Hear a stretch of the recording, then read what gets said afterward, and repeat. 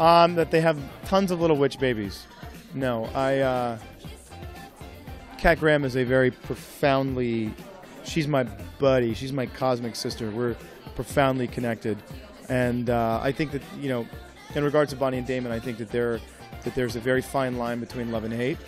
Well, Damon's gone, so Elena's devastated. She's heartbroken and crushed because her friend is also gone. So, I mean, I can't say more without giving anything away or getting fired prematurely. Yeah. These two characters, you know, you saw them very early on in this show, or in the run of the show, I should say. You know what I mean? Not just in this season. So, and there was a very cool, profound connection to them. And that's why you never saw them again, because this connection was about Damon, Elena, and Stefan. And so you didn't necessarily see this Bonnie component. Yeah, Stefan sort of separates himself from the group and he's living on his own, you know? It's kind of interesting how he does that. And he's doing the unexpected. He's not really searching for his brother. What you have to do is you have to find the connective tissue between what's going on in your own life, past, present, and future, and infuse it and weave it into the thread of the text so it actually becomes real for you. It's tangible, it's palpable. And Kat and I do that pretty much in the same way, just with our own different experiences. And so it's very connected and very profound, and it's very cool. She's at the lowest point that she could possibly be, ever. And she's not happy, and she has to be sad. I have to do sad scenes, which makes me sad that she's sad. And then in general, I'm sad. And just like the energy is just so sad. I hate being sad. I want to smile. So I just think that this season is really kind of a reboot. I think that due to the fact that these different relationships are going to be fusing and molding, it's going to really create these dynamics that are going to be changing in a great way, and it's, you know, it's time.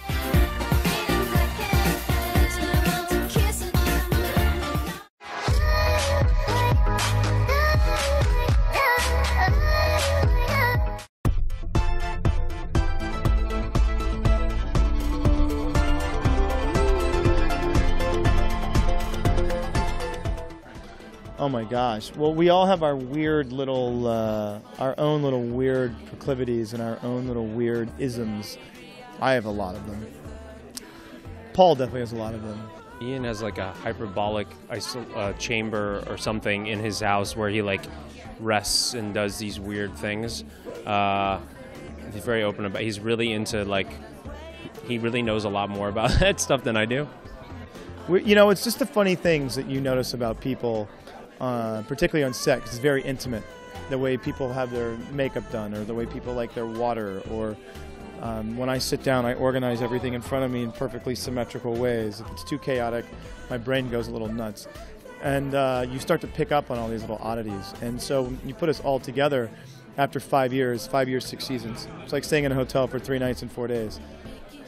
I don't really have anything for Nina. Kat has a great dog that she brings on boats and puts a life vest on the little dog. Then you notice them all. We all know each other's buttons. We don't push them necessarily, but we know them. It's like the guy with his hand over the launch code. You know, the launch codes have been put in, the key's been turned, and you can, like, if you really want to, you can push the button.